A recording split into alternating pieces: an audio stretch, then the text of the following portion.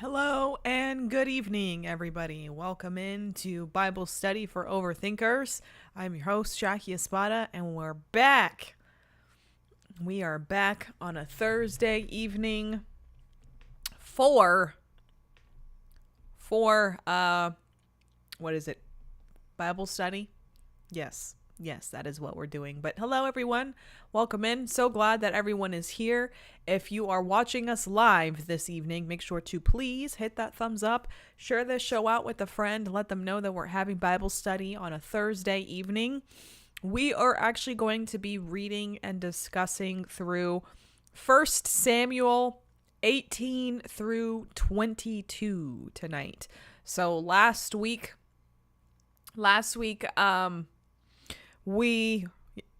Sunday, it wasn't last week.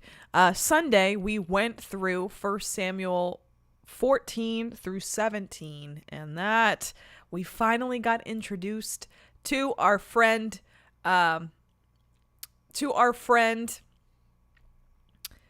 David. I am having a moment. I can't, for some reason, remember anything right now.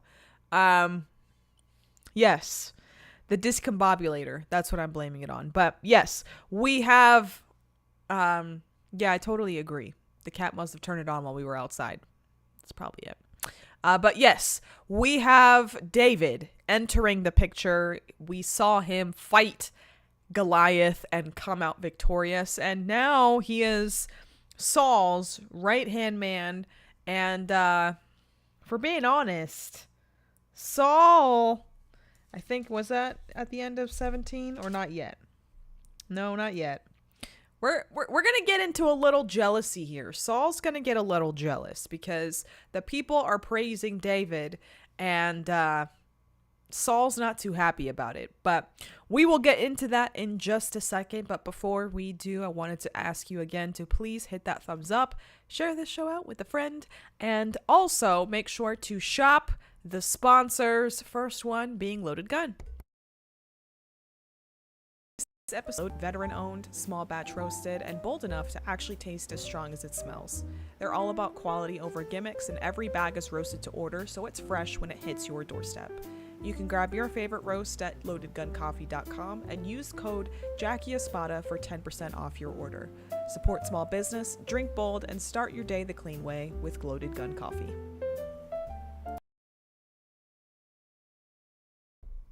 Yes, get yourself some Loaded Gun and make sure to use my code Jackie Espada to save some money and also contribute to the cause here. And as you guys can see, we've got a few of our beautiful sponsors of the show here and present. And of course, the next one is In His Word. We love them. We appreciate them. And, they continue to amaze me with the kind of content they put out as far as like apparel that they have. So let's go ahead and hear from them real quick. And I do realize that I probably need to upload or upgrade these ads. But as a one-woman team, it's tough.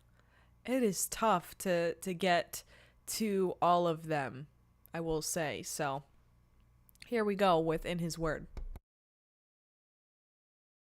I'm about a woman-owned, family-run Christian brand from the Pacific Northwest. Three sisters and their mom started this business out of their kitchen, creating faith-based apparel and home goods designed to keep us rooted in God's Word. Every design is prayed over, crafted by hand, and made with the mission of helping you carry Scripture into your everyday life. Whether it's a bold reminder or something more subtle that keeps your heart steady, you can shop their collection at inhisword.us and use my code Jackie Espada for $10 off orders over $70. That's inhisword.us. Faith you can wear and carry wherever you go.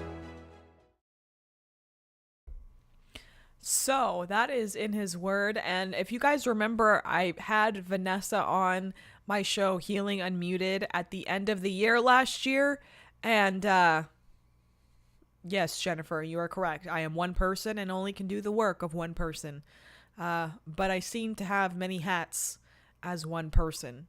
So it's solopreneurship is not for the faint of heart. I will tell you that. I do have my trusty sidekick, Shuri, who is here for moral support, but she's no good with the graphics. And oh, Cam, I have the I forgot to tell you that I did transfer the videos for you to edit, and they're on the external hard drive. It's just over here, and I never got an opportunity to actually tell you about them because we were on different cycles. So, but yeah, they're ready for the videos are ready for you to edit whenever you want to get to that. Because he asked, what about me? Well, first of all, you're not a bot. So, what about you? Yes, you're my trusty sidekick that likes to distract me in the middle of doing work things. So I appreciate it though. You're the best support system sidekick, the best everything. So I wouldn't be able to do any of this without you. So thank you, Cam, for being the best of the best. And like I said, wouldn't be able to do it without you. Let's see. Jennifer Ray said, we need for you to determine chartreuse. So is it green? Is it pink? What do you say? Oh, Cam says it's a color. So nice. Anyways, we are here for Bible study, and we thanked our first two sponsors. We will thank the rest of our sponsors later on in the show. Today we are picking up where we left off, right after the victory against Goliath. David has just defeated Goliath, and now we are going to see where David is. So obviously we know that he is fully entered into Saul's world. He is a musician, he's the armor bearer, he's the giant slayer, and now we're going to see the relationship completely fall apart. So, yeah. Anyways. Okay. Before we start reading, in the chat, Tracy Nanette said green-yellow. I would agree with that wholeheartedly. Claire Cat said, I swear it was pink when I was a child. Jennifer Ray says, it's rose light pink, you weirdos on a different timeline. And, no, chartreuse is not pink. I'm sorry, but no. Chartreuse has always been yellow-green. It is the color of the wall in my grandparents' house. So if you guys were watching any of the shows that I was on for the last 2 weeks that were live, you know the color. It was literally the color on the wall behind me. Chartreuse. And it's always been that way. I'm with you, Tracy. Always been that way. You guys saying that it's pink are weirdos. Because, no, the chartreuse is also a French liqueur. And it was green. It still is. In fact, I'll pull it up. Chartreuse. The liqueur. Why would you have a pink liqueur? No. Oh, let me get the screen capture up. Here we go. So this is chartreuse. It's an herbal liqueur from France. And how would you explain chartreuse if it was pink? It is very obviously green. Therefore, the color green is chartreuse. So I will not accept Team Pink. Just no. You are incorrect. Wholeheartedly. I still love you, but incorrect. Anyways, and you're right, Jesus is looking down and shaking his head at us. In fact, there's I will play this Instagram reel that I saw today. And then from there we will actually get into it, because this is a wholeheartedly me. This is Jesus looking down at me and being like, girl, what are you doing? So here, let me make this big screen so that you guys can see. All right. Nope, not that one. Let's go back here and here. Boom. Okay, so it says, no matter what happens, it's all going to be okay. I'm at peace with the plan. I trust Jesus.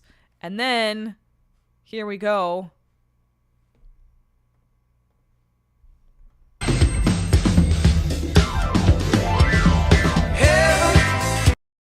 No, she doesn't. She tries to take over every single day. She even yelled at me yesterday. That's 100%. No. I'm going to play the whole thing so that you guys can get the full effect, but must be missing an angel.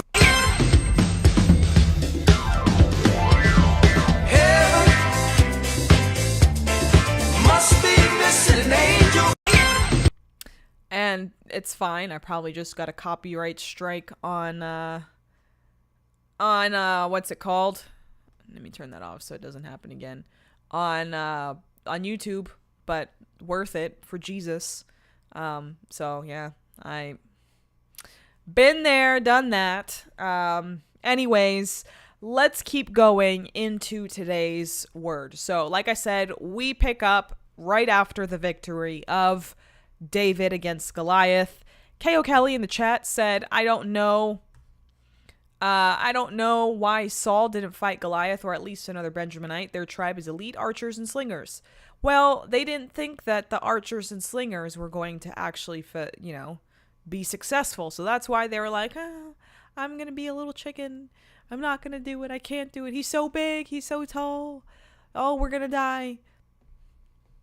Yeah, they're just a bunch of wusses. And then we've got little old David with a divine appointment to go and use the sling and arrows, not the sling and arrows, the sling and rocks, the slingshot to get his guy. All right, David's success, chapter 18 is where we're picking up now. So, when David had finished speaking with Saul, Jonathan was bound to David in close friendship and loved him as much as he loved himself. Saul kept David with him from that day on and did not let him return to his father's house. Jonathan made a covenant with David because he loved him as much as himself. Then Jonathan removed the robe he was wearing and gave it to David along with its military tunic, his sword, his bow. Wow, I can't speak. His bow and his belt. David marched out with the army and was successful in everything Saul sent him to do. Saul put him in command of the fighting men, which pleased all the people and Saul's servants as well. So, that is how we're opening up. And I'm a big fan. David's got himself a BFF now in Jonathan. And, Jonathan is immediately bound to David. He says that he loved him as much as he loved himself. Now, those are some pretty serious words. So, Saul keeps David permanently in his court from that day on, and Jonathan makes a formal covenant with David, sealing it with an extraordinary gesture. He gives him his literal royal robe, the tunic, the sword, the bow, and belt, and gives them all to David. And this isn't just a small gift. No, so what Jonathan is doing here is basically, he's the son's only son, his only heir, and he's symbolically handing over the trappings of his own position and future and handing it to David. So it's a little detail that goes kind of, by the wayside, but it has huge implications because, if anybody doesn't know what ultimately happens down the line with David, this is kind of giving you a clue. So I love that so far. Let's keep going. Chapter 18, verse 6. And I know that I didn't say this before, but for those that, are maybe watching this on replay, I am using the She Reads Truth Bible. This is the Christian Standard Bible. This is a really easy version that I've kind of picked up on, and I really like it. If you guys want to purchase the exact same Bible that I'm reading from, and I highly encourage that you do, because it has really great devotionals in it. I love the maps. It's very pretty. very girly, but in like a subtle way. It's not like overtly like Barbie. But it has, it has really great verses, and not verses, but devotionals and everything. And even it has Bible timelines in it. And even if you wanted to do the read it in a year challenge, they do have that in the back of the Bible as well for you to actually go through. But you can find that in my Amazon storefront, and that's linked in the description of this video. So, let's go ahead and keep going. Chapter 18, verse 6 is where we are now. As the troops were coming back, when David was returning from killing that Philistine, the women came out from all the cities of Israel to meet King Saul, singing and dancing with tambourines, with shouts of joy, and with 3-stringed instruments. As they danced, the women sang, "Saul has killed his thousands, but David his tens of thousands." Saul was furious and resented this song. "They credited tens of thousands to David," he complained, "but they only credit me with thousands. What more can he have but the kingdom?" So Saul watched David jealously from that day forward. So this is obviously, we saw Saul get the mantle, not the mantle, but like the calling of God, literally stripped from him the moment they anointed David. And this is the evil taking root. He is his evil, man. I mean, not evil, but jealousy, which is the root of all evil. So I guess, yeah, is evil. But it never lets go. So let's see what happens next. Verse 10. This is Saul attempts to kill David. How dare he? Anyways, the next day, an evil spirit sent from God came powerfully on Saul, and he began to rave inside the palace. David was playing the lyre as usual, but Saul was holding a spear, and he threw it, thinking, "I'll pin David to the wall." But David got away from him twice. Saul was afraid of David because the Lord was with David, but he had left Saul. Therefore, Saul sent David away from him and made him commander over 1,000 men. David led the troops and continued to be successful in all his activities because the Lord was with him. When Saul observed that David was very successful, he dreaded him. But all Israel and Judah loved David because he was leading their troops. So, that is very rude, in my opinion. That tormenting spirit that basically took control of Saul takes control of him again. And, David's just minding his own business, playing the lyre to try to get rid of that evil spirit doing his job. And Saul comes and takes a spear and tries to throw it across the room. And David escapes, thankfully, because of course the Lord was with him, and of course he does this a second time, and that's also not very cool. He tries again, and spoiler alert, he's gonna keep going because he has no control, I guess. Jealousy, man. Don't be jealous because it will literally come back to haunt you and ultimately kill you. And speaking to the choir here, so don't be jealous. Anyways, let's keep going. Verse 17. Verse 17 is where we are in chapter 18. Saul told David, "Here is my oldest daughter Merab. I'll give her to you as a wife if you will be a warrior for me and fight the Lord's battles." But Saul was thinking, "I don't need to raise a hand against him. Let the hand of the Philistines be against him." Then David responded, "Who am I and who is my family or my father's clan in Israel that I should become the king's son-in-law?" When it was time to give Saul's daughter Merab to David, she was given to Adriel the Meholathite as a wife. Well, dang. That's kind of rude. Saul offers his daughter Merab to David as a wife, and then, he only does that on the condition that David keeps fighting the Philistines, and he does. obviously Saul is secretly hoping that David dies and the Philistines kill him ultimately, but you know, he ends up giving Merab to somebody else. That's kind of messed up. Kind of messed up. But let's see what happens next. So, David's marriage to Michal, and I looked it up. It is Michal. Someone tried to tell me something else on Sunday, and rude.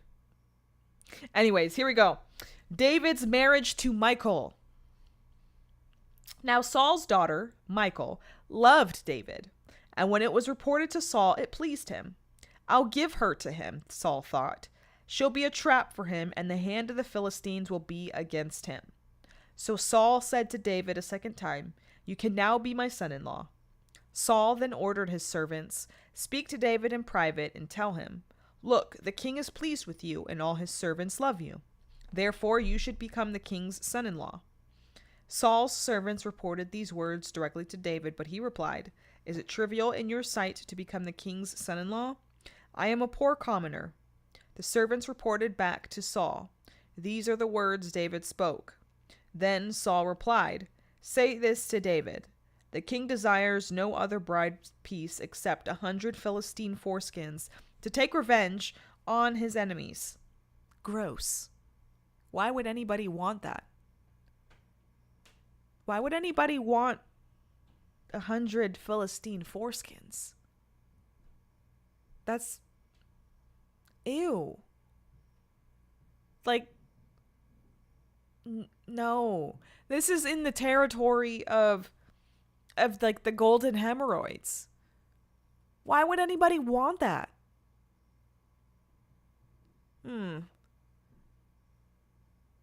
Yeah. Well, yeah, so yeah, see, K.O. Kelly spelled it right. So Michal is Machal. So it's not Michael as in like the male Michael Scott type of deal. But yeah,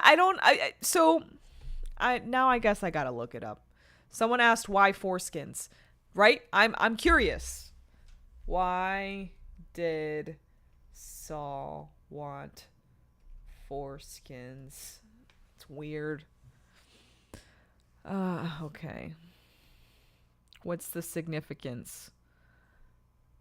Okay, well, I guess we should. This is the question we're asking. What is the significance of foreskins in the Bible?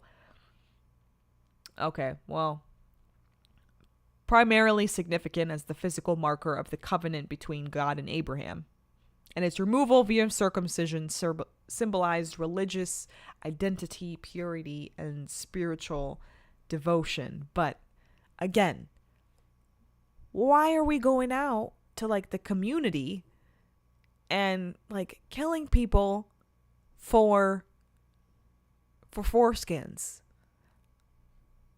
And also, who is in charge of having to like collect them and then bring them back? Because the journey to like where is it, Philistia, you have to go out there to where the people are, and then like you gotta make your way back. We don't know how long that distance is. I guess we should look that up. Okay, so what is the distance between Philistia and I don't know where Saul lived. I forgot. Gath. Okay, so the distance between Philistia, measured by the major Philistine city of Gath, and Gibeah, that's right, where King Saul lived, is 40 to 50 miles. How long is that by foot? So 40 to 50 miles by foot. That's a distance. 13 to 20 hours of total walking time. So 2 to 5 days if you break the journey apart. In the middle of the desert. We're just carrying foreskins. This is a deep dive that I didn't think that I would be going down, and here we are. Bible study. Okay, I'm just going to we're going to keep going now because I don't want to think about this anymore. Okay. To take revenge, yep. Actually, Saul intended to cause David's death at the hands of the Philistines. Fair. Okay, now we're on chapter 18, verse 26. When the servants reported these terms to David, he was pleased to become the king's son-in-law. Before the wedding day arrived, David and his men went out and killed 200 Philistines. Double. He brought their foreskins and presented them as full payment to the king to become his son-in-law. Then Saul gave his daughter Michal, I don't know why I say Michal, to David as his wife. Saul realized that the Lord was with David and that his daughter Michal loved him, and he became even more afraid of David. As a result, Saul was David's enemy from then on. Every time the Philistine commanders came out to fight, David was more successful than all of Saul's officers. So his name became well known. So, oh God, I just saw Jennifer. I just saw you're thinking that said 100 miles round trip to grab foreskins and 50 miles back with rotten foreskins. Delicious. Okay, we're just going to ignore that from now on. So the marriage traps, right? We see the first one. He traps him. Saul tries to trap him. Then we see Michal, the younger daughter. She's actually she's in love. And what she does here is Saul sees an opening and he's like, "Oh, I can set a trap." And he kind of does. He tries to, at least. He says that what David needs to do is collect the foreskins from 100 men, and he comes back with 200, doubling the requirement. So Saul is forced to give him Michal, him being David, and now they're both realizing that God is clearly with David and that his own daughter genuinely loves him. So Saul is even more afraid now, and Saul was David's enemy from then on. So let's keep going. We're on chapter 19. K.O. Kelly, either way, she says that you wouldn't actually have to kill them to collect their foreskins, just a thought. Correct, but also, if they're like giants, part of me feels like you gotta kill them. Right? Jennifer, she says, I will never look at the Bible the same way. Scandalous. Right? This is just the Old Testament. Like, we haven't even gotten into, like, the meaty, juicy stuff like Revelation, which I'm going to be completely honest with you guys right now. That is going to be an actual nightmare. It's going to just, like, whoop, go right over my head. I can honestly say that the Revelations is very difficult for me, but we're going to give it a go. And we're going to trust and believe that God is going to be leading and guiding me as I go through it with your guys' help. And we're going to be using the internets a lot to figure things out. So it'll be a fun time, though. It'll be a fun time. And that's the thing. We've already kind of touched into the New Testament. We kind of, around Easter time got to read through Matthew, Mark, and Luke. So that was nice. But going back in and really digging into it, it'll be so much fun. But chapter 19 now. Chapter 19 is where we are going next. So this is David delivered from Saul. It's this show needs to have like a PG-13 rating. Because we've talked about testicles, we've talked about foreskins, we've talked about golden hemorrhoids.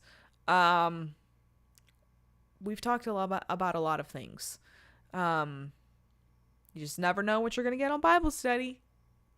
Here we go. Chapter 19.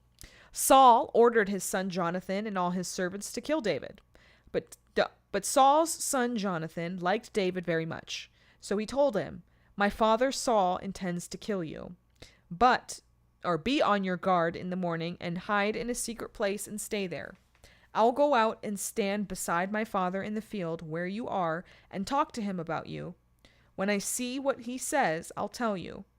Jonathan spoke well of David to his father Saul. He said to him, "The king should not sin against his servant David. He hasn't sinned against you. In fact, his actions have been a great advantage to you. He took his life in his hands when he struck down the Philistine, and the Lord brought about a great victory for all Israel. You saw it and rejoiced, so why would you sin against innocent blood by killing David for no reason?" Saul listened to Jonathan's advice and swore an oath. "As surely as the Lord lives, David will not be killed." So Jonathan summoned David and told him all these words.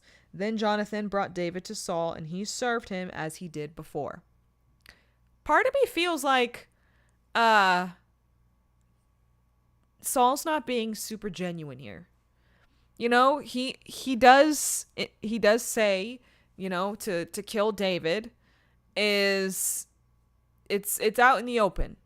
Everybody knows it, and Jonathan goes and directly appeals to his father, and it actually works. I don't know how long it's going to last though, because Saul, he's kind of a basket case. He's kind of all over the place. Really not stable, this guy. So it'll be interesting. It'll be interesting for sure. So let's keep going. Chapter 19, verse 8.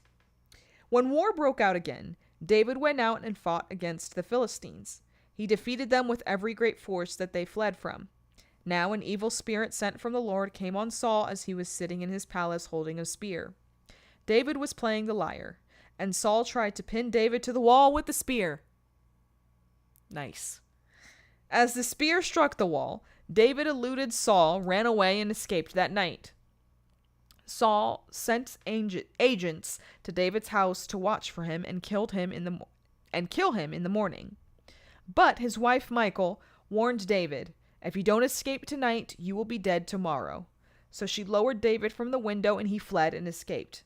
Then Michal took the household idol and put it on the bed, placed some goat hair on its head, and covered it with a garment. When Saul sent agents to seize David, Michal said, "He's sick." Saul sent the agents back to see David and said, "Bring him on his bed so I can kill him." When the agents arrived, to their surprise, the household idol was on the bed with some goat hair on its head. Saul asked Michal, "Why did you deceive me like this? You sent my enemy away and he has escaped." She answered, "He said to me, 'Let me go. Why should I kill you?'" Well, first of all, Michal is not, you know, she's obviously defending herself here. She's very much only thinking about herself. But I can understand, if they keep talking about women, like we've seen them talk about women in the past few chapters and well, not the chapters, but the last few books and such. I can understand why she reacted this way. And yeah, but we see David now. He's on the run. And right after a fresh assassination attempt. So let's see what happens next. And honestly, this next part made me laugh so hard, because God really has a sense of humor when it comes to punishing people. So here we go. This is how we end chapter 19. It says, So David fled and escaped and went to Samuel at Ramah and told him everything Saul had done to him. Then he and Samuel left and stayed at Naoth. I'm gonna be better. When it was reported to Saul that David was at Naoth in Ramah, he sent agents to seize David. However, they saw the group of prophets prophesying with Samuel leading them. The Spirit of God came on Saul's agent, and they also started prophesying. Ha! When they reported to Saul, he sent other agents, and they also began prophesying. So Saul tried again and sent a third group of agents, and even they began prophesying. Then Saul himself went to Ramah. He came to the large cistern at Secu and asked, "Where are Samuel and David?" "At Naioth in Ramah," someone said. So he went to Naioth and Ramah. The Spirit of God also came on him, and as he walked along, he prophesied until he entered Naioth and Ramah. Saul then removed his clothes and also prophesied before Samuel. He collapsed and lay naked all that day and all that night. That is why they say, "Is Saul also among the prophets?" So, interesting. He strips and, after sending 3 separate groups, obviously. They all go and they're getting swept up in the prophesying instead of completing their mission. Obviously, God at work here. So Saul takes matters, or tries to take matters, into his own hands, and he ends up stripping naked and laying all day. And truly, God has a mighty sense of humor. That is for sure. Because he is telling him to be humble before me. Strip down and humble yourself before me, because I am the one in charge here. So I love it, if I'm being honest. So that right there is where we see Saul and how this ends. But before we close this real quick, I wanted to to draw you a connection. I know it's been multiple weeks since we read chapter 10, but in chapter 10, and I can actually go back to it so that I can pull it up exactly, the exact quote from chapter 10. So chapter 10,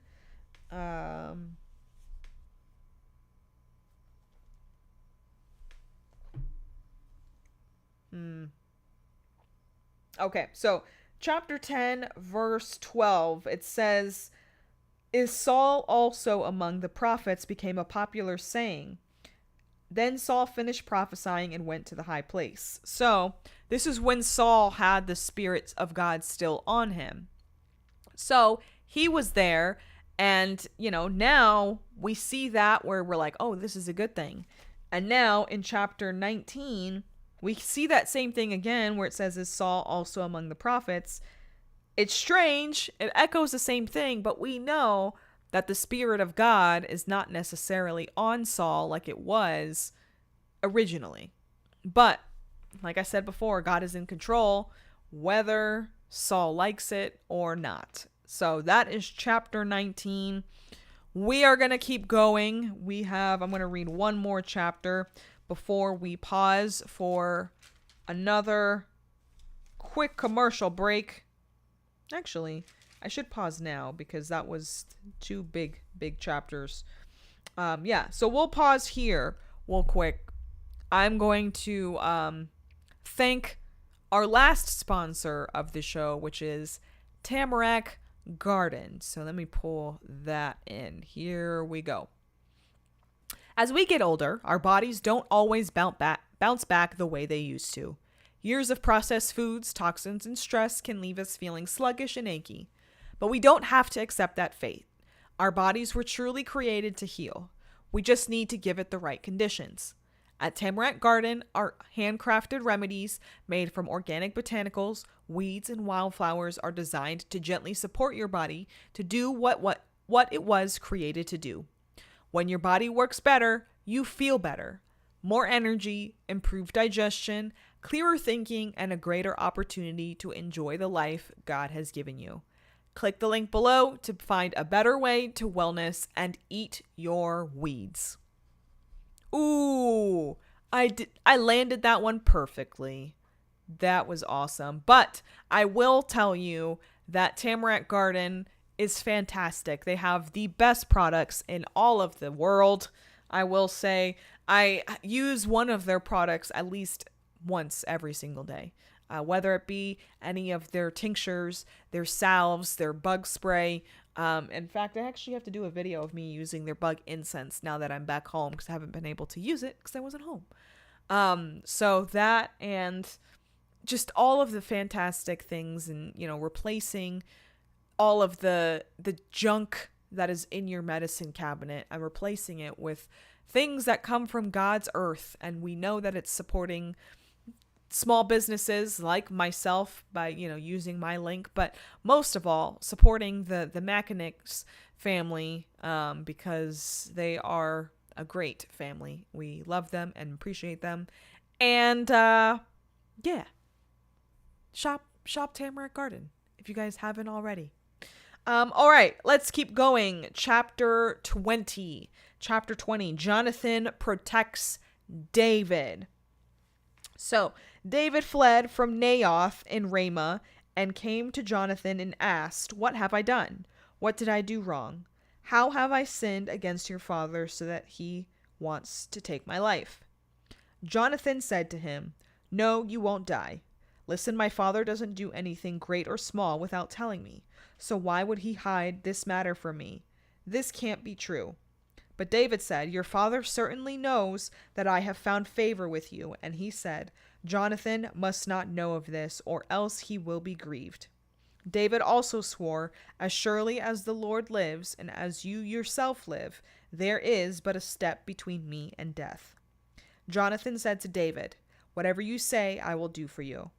So David told him, "Look, tomorrow is the new moon, and I'm supposed to sit down and eat with the king.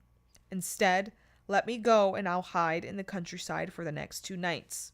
If your father misses me at all, say David urgently requested my permission to go quickly to his hometown, Bethlehem, for an annual sacrifice there involving the whole clan. If he says good, then your servant is safe. But if he becomes angry, you will know that he has evil intentions. Deal kindly with your servant, for you have brought me into a covenant with you before the Lord. If I have done anything wrong, then kill me yourself. Why take me to your father?"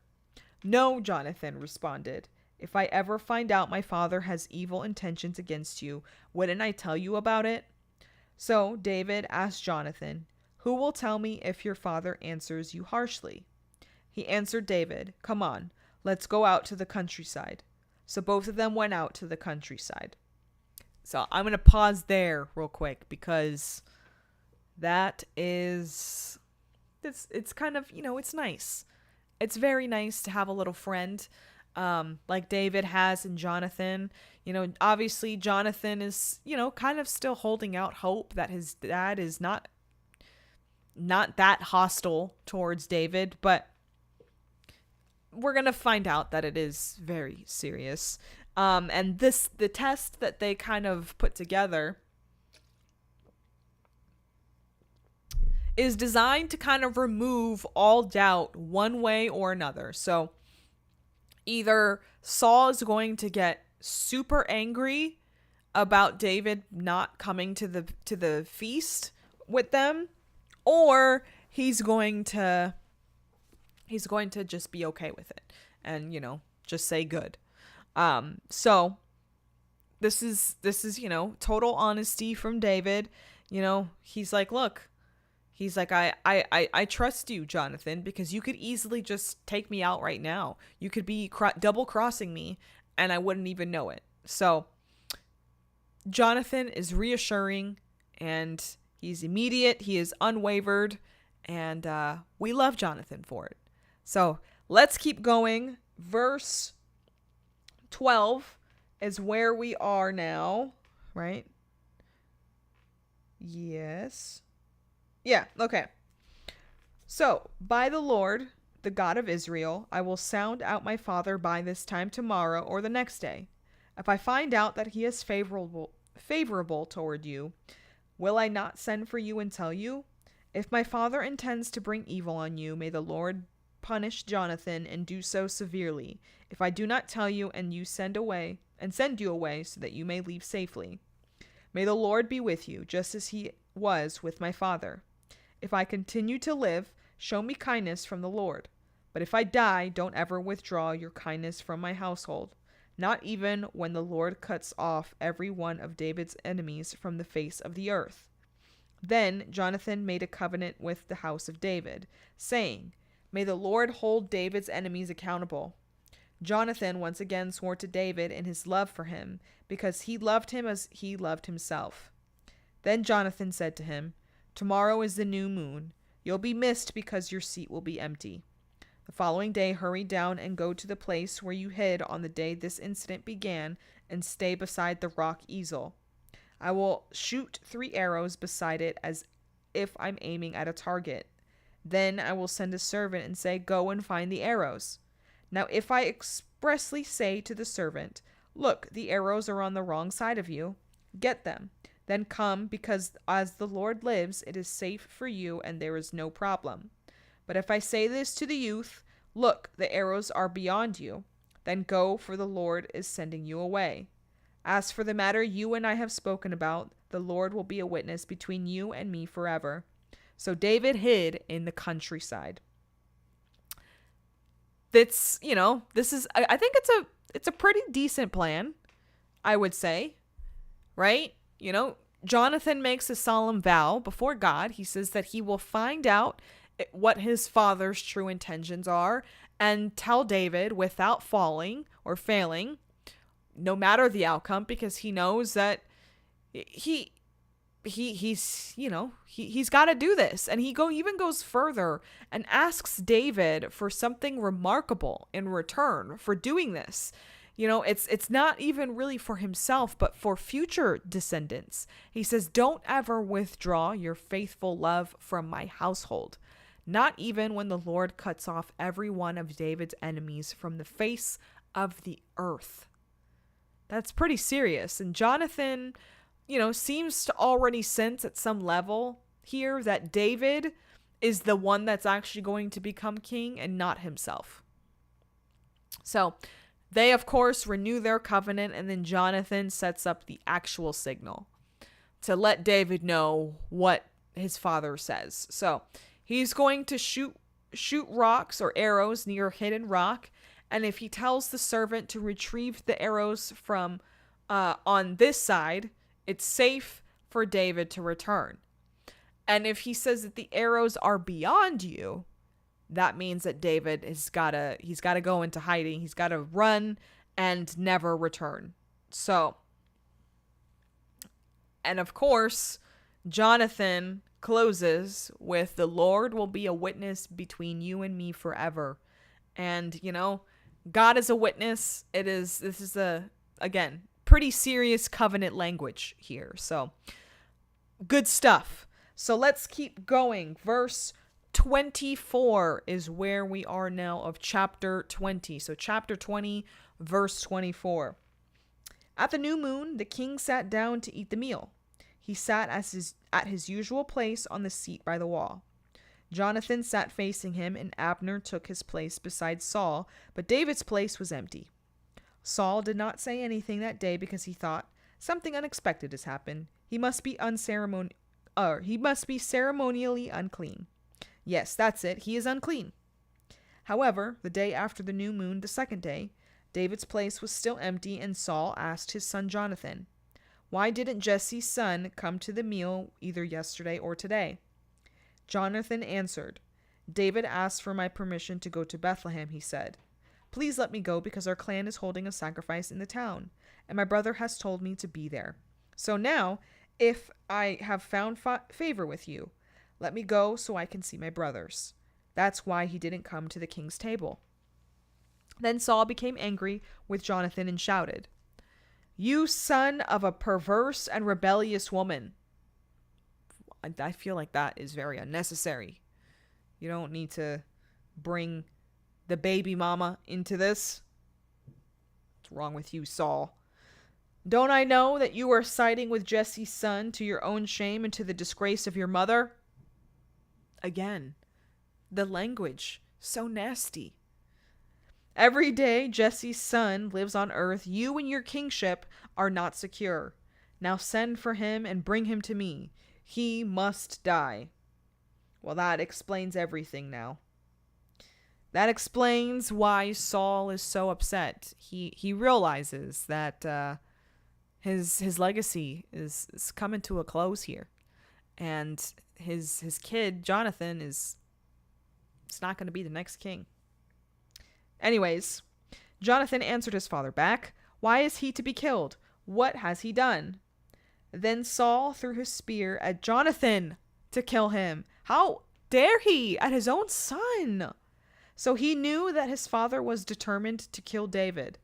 He got up from the table, fiercely angry, and did not eat any food that second day of the new moon, for he was grieved because of his father's shameful behavior toward David. That's wild. You know, I guess I understand going after David because, you know, you feel, what is it, threatened. So he feels threatened there. So he's like, okay, I'll throw my spear at you 3 times, David. I'm going to kill you, David. All of the things. And because Jonathan is defending David's honor and just asking a simple question, why are you trying to kill the guy? He goes after his own son too. What the heck, man? Be your own father sometimes.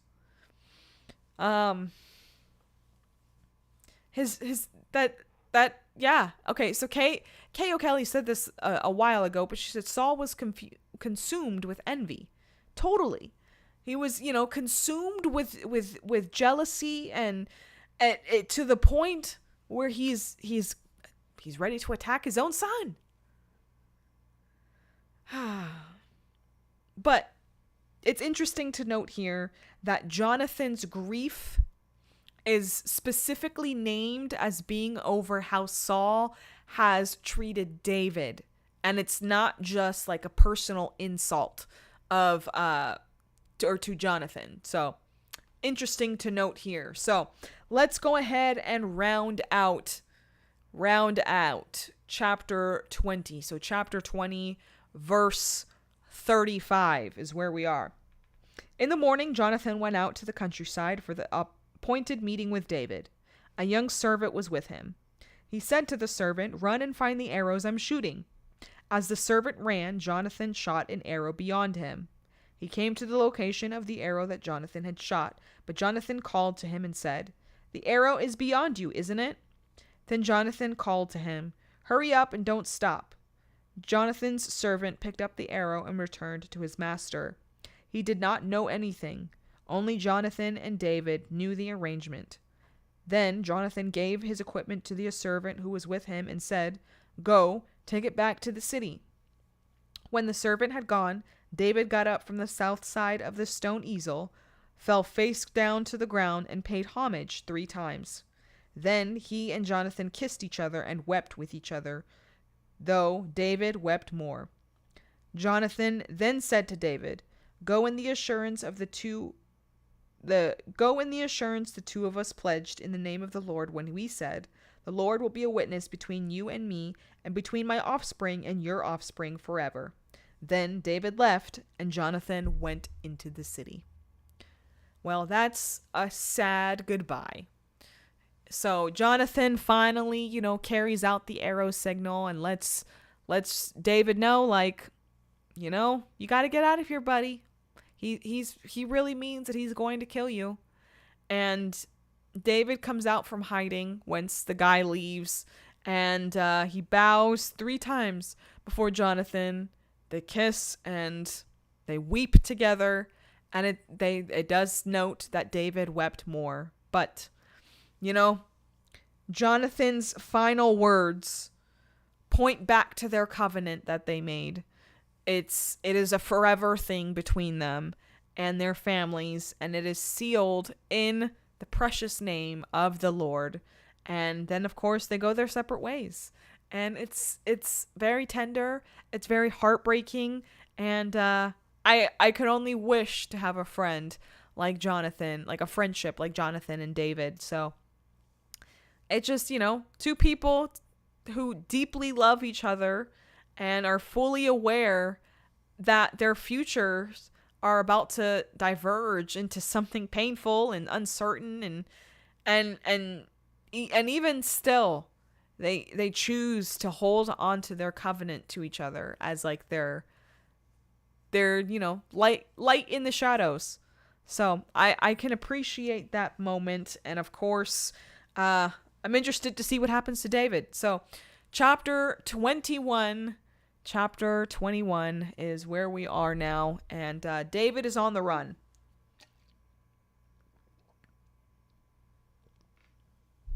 David is on the run here, and let's see where he stops off first. So, chapter 21. David went to the priest Ahimelech at Nob.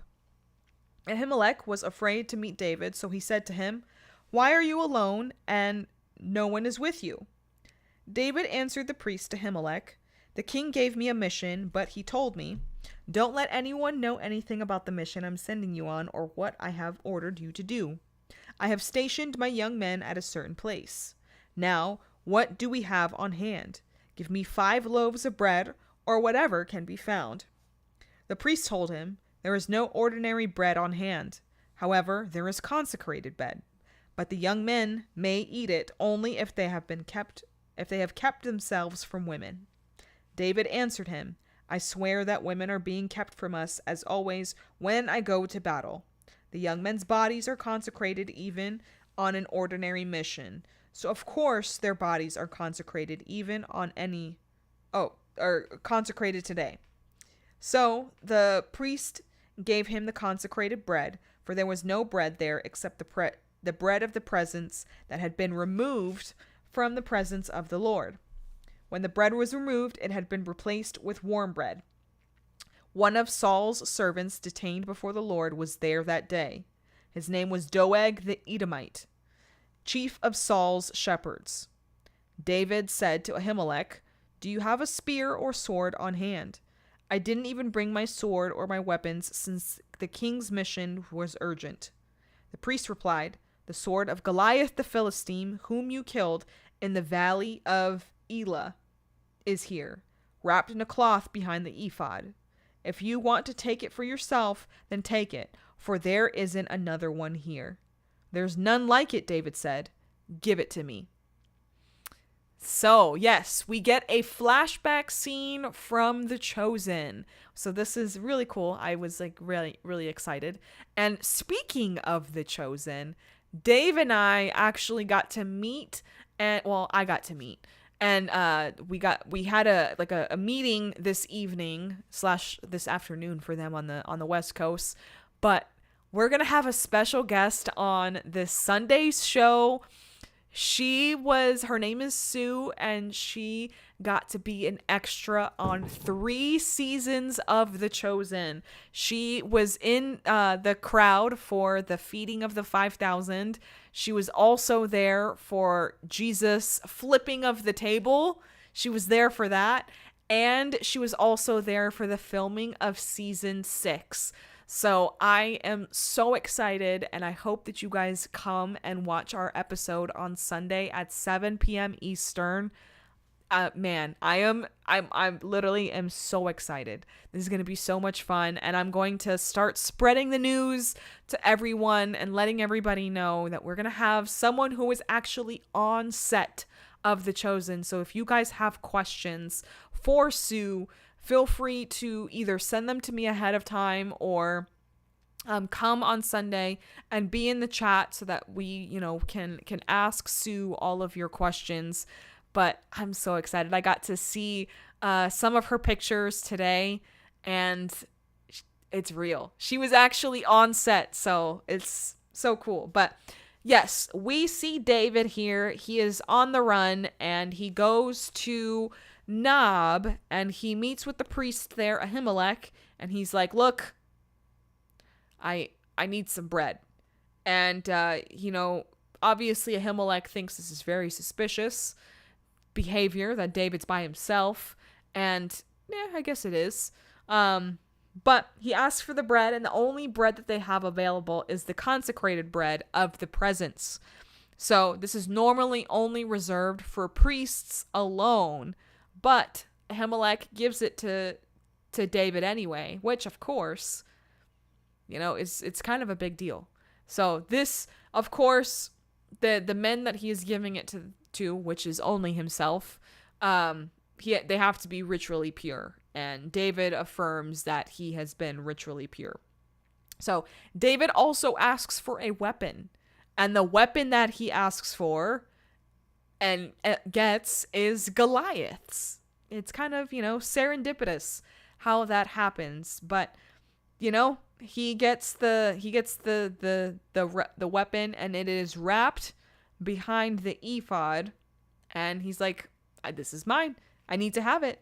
And the troubling thing here, and I was like, this guy's gonna snitch. I just know it. They put it in here in this one place for a reason. But Doeg the Edomite, they said that he was there, and he was observing. He was detained before the Lord that day, and he was the chief of Saul's shepherds. And I have a feeling that this guy is going to be a snitch, and I'm not going to be happy about it. But we'll see. We'll see what happens. Chapter 21, verse 10. And actually, this is a shorter chapter, so this is how we will end chapter 21. And then we just have chapter 22, and then we'll be done. So chapter 21, David flees to Gath. David fled that day from Saul's presence and went to King Achish of Gath.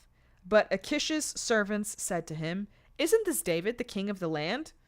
Don't they sing about him during their dances? Saul has killed his thousands, but David his tens of thousands." David took this to heart and became very afraid of King Achish of Gath. So he pretended to be insane in their presence.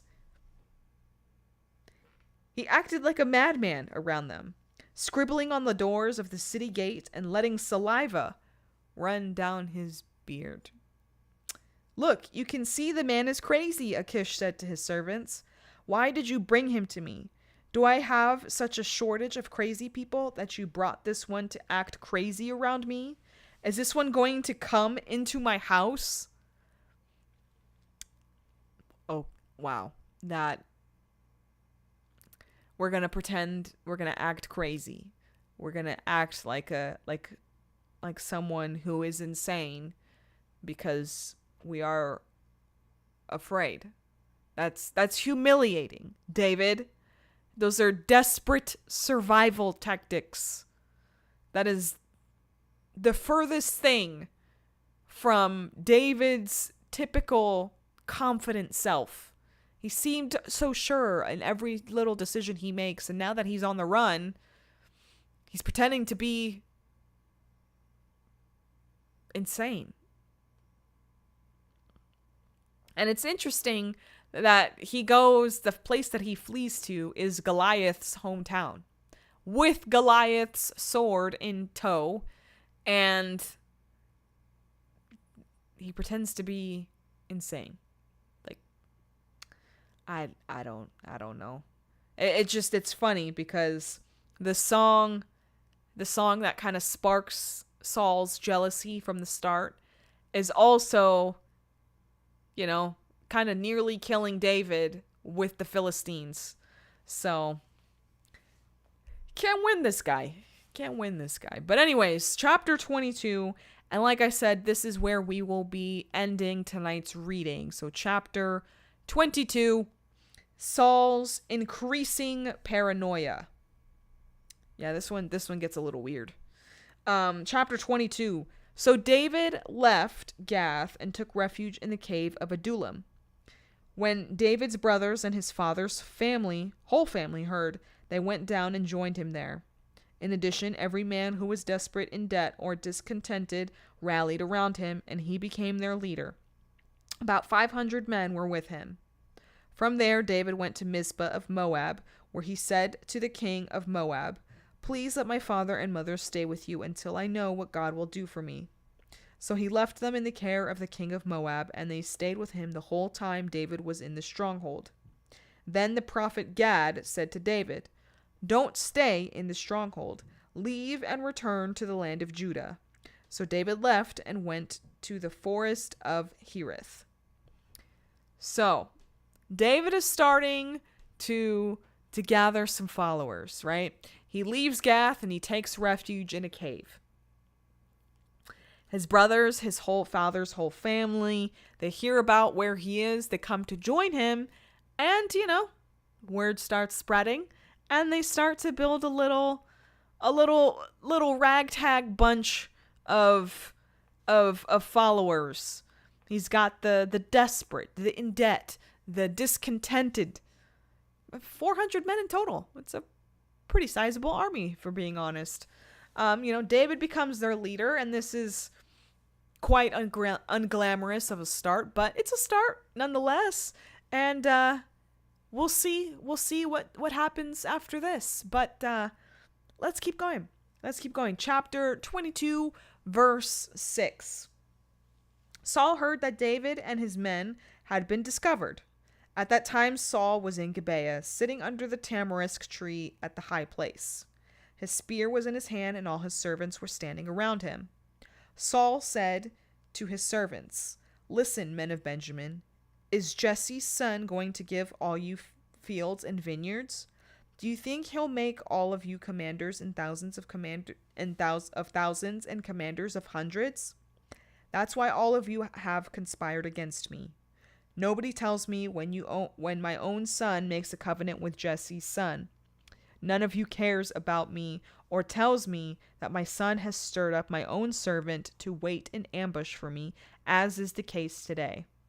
Then Doeg the Edomite, who was in charge of Saul's servants, answered, "I saw Jesse's son come to Ahimelech, son of Ahitub at Nob. Ahimelech inquired of the Lord for him and gave him provisions. He also gave him the sword of Goliath the Philistine." See? I knew it. Snitch. Snitches get stitches, Doeg. And he does exactly that. But Saul's paranoia has grown to the point of accusing his own inner circle of conspiracy. So he frames ordinary loyalty to David as betrayal against Saul himself. So that, though, prompts Doeg to willingly hand over information. It's true what he says, but it's selectively damaging. And of course, Doeg is probably going to do something bad. So let's see what Doeg does. Chapter 22, verse 11. The king sent messengers to summon the priest Ahimelech, son of Ahitub, and his father's whole family, who were priests in Nob. All of them came to the king. Then Saul said, "Listen, son of Ahitub." "I'm at your service, my lord," he said. Saul asked him, "Why did you and Jesse's son conspire against me? You gave him bread and a sword and inquired of God for him, so he could rise up against me and wait in ambush, as is the case today." Ahimelech replied to the king, "Who among all your servants is as faithful as David? He is the king's son-in-law, captain of your bodyguard, and honored in your house. Was today the first time I inquired of God for him? Of course not. Please don't let the king make an accusation against your servant for any of your father's family, for your servant didn't have any idea about all this." But the king said, "You will die, Ahimelech, you and your father's whole family." Then the king ordered the guards standing by him, "Turn and kill the priests of the Lord because they sided with David. For they knew he was fleeing, but they didn't tell me." But the king's servants would not lift a hand to execute the priests of the Lord. Good men. So the king said to Doeg, "Go and execute the priests." So Doeg the Edomite went and executed the priests himself. On that day he killed 85 men who wore linen ephods. He also struck down Nob, the city of the priests, with the sword, both men and women, infants and nursing babies, oxen, donkeys, and sheep. Too far, man. Too far, Doeg. Too far. Saul summons Ahimelech, and he's like, "Hey, Ahimelech, why are you doing this?" And Ahimelech's like, "Dude, He's the king's son-in-law. He's the captain of your guard. He's honored in your house. You know, he'd inquired from God about David multiple times. This was nothing unusual or conspiratorial. But, you know, Saul is who he is, I guess. Hold on, something popped up on my screen. Anyways, yeah, it should be fine. It was just telling me that Brave had gone out for a second, but it's fine. All right, let's see. Doeg. I knew this guy was no good. They wouldn't just include him from the beginning and be like, "Oh, he's fine. He's a good guy." No, he's not. He goes and he willingly kills out the massacre. But not only that, he kills 85 priests, but he then goes and kills women, children, babies, donkeys, sheep, all the things, because he can't just not do it. Anyways, let's keep going. Let's round out chapter 22, and this is where we will close. It says, however, one of the sons of Ahimelech, son of Ahitub, escaped. His name was Abiathar, and he fled to David. Abiathar told David that Saul had killed the priests of the Lord. Then David said to Abiathar, I knew that Doeg the Edomite was there that day, and that he was sure to report to Saul. I myself am responsible for the lives of everyone in your father's family. Stay with me. Don't be afraid, for the one who wants to take my life wants to take your life. You will be safe with me. Well, Abiathar, good for you. He was able to escape, and he flees to David, and he brings him the devastating news. And David's response is, he feels guilty. He is so guilty. He's like, I knew that Doeg guy was no good, and I knew that he was going to eventually go and snitch and tell on us to Saul. I'm the only one that's responsible here. I should have known better. And so I am the only one responsible here. So he takes ownership, and then he offers real protection to Abiathar. He says, stay with me. Don't be afraid, because, he wants to take my life. He doesn't want to take your life. So I love that. David's promise there is immediate and unconditional. So thank you to David. So that is where we are going to be pausing until Sunday. Sunday we will be back, like I said, for more Bible study. Let's see, how much more do we have in Samuel? 1 Samuel. Oh, we're I think 1 or 2 more sessions, because we're on 23 and there's 31 chapters total. So probably 2 more sessions in 1 Samuel, and then probably move into 2 Samuel, because that's also David. Yeah. So continuing down the path of David's story line, lineage, all of that. So thank you, guys. Let's go ahead and I hope you guys enjoyed that reading today. We are going to go ahead and we are going to pray now. That's what we do. So let's go ahead and bow our heads, close our eyes, all of that. Lord, thank you for another beautiful day. Lord, thank you for another opportunity to come together, give you praise and give you thanks. Lord, thank you for your word and for imparting your wisdom through us and teaching us lessons every step of the way through your people and the book that is about you. Lord, thank you for each and every person that is watching this live right now, or they're watching this on replay. Lord, I ask you to come into each and every home, heart, every situation. Lord, you know what the need is. Go into their life and fill that need, whether it be financial or mental or physical, whatever it is, Lord, you know what it is. And I know that, and I'm trusting and believing that it's already done in your precious name. Lord, I especially ask you to come right now and to fill my grandmother with extraordinary healing, Lord, and my grandfather as well. We ask for you to continue to be in their lives and help them to keep fighting another day. Lord, I also ask you for patience and calm and strength for my mother, who is helping my grandparents right now. It's not easy, and I know that it is definitely difficult. Lord, I also ask you to come right now and fill the mind of our president. Lord, keep him safe and make sure that he continues to guide our nation with your precious hand. Lord, I also ask you to guide us and protect us as we go into another weekend, Lord.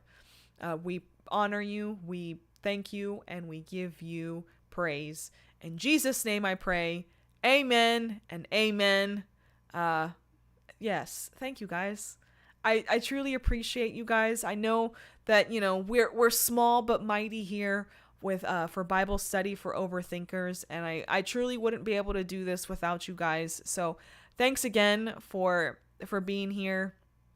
If you guys haven't already, make sure to please hit that thumbs up, share the show out with a friend. I know that it's not always easy for some people to make it on time for Bible study, but even if you're sharing it with them after the fact, it's still fantastic. And also, I know that I've been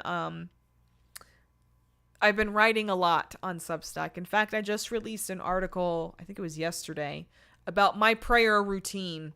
It was something that I wrote while I was with my grandparents and just experiencing firsthand how like not in good shape my grandmother is, and not seeing any changes for the better while I was there, and still like continuing to pray every single day and not seeing any changes. So just kind of, also just kind of talking about my time there. But you can find that on my Substack. It's the latest post, the one about prayer, my actual prayer. Like, I think it's titled "My Brain Won't Shut Up." So here's how I actually pray. It is a paid article, and I appreciate you guys for supporting me over on Substack as well. I know that some people are like, "Oh, well, why is it behind a paywall?" Well, it's behind a paywall because there's sensitive items included in there, and it's Substack is part of my business. Content creation is my business, and I know that some people are like, "Well, you have to, you can't pay, you can't have people pay for everything." You're right. But, this is a business and I have to continue to treat it as such. So I appreciate you guys for subscribing, for constantly supporting me, whether it be, with Rumble Rants or anything like that. Shopping the sponsors is the big one, because you can, you're directly getting something in return for supporting me. So I'm also thinking of other ways that you guys can support me, directly. So I appreciate you guys for constantly being here. But of course, the smallest thing that you can do is just hitting that thumbs up, jumping in the chat and saying hi. But most importantly, sharing out my content with other people.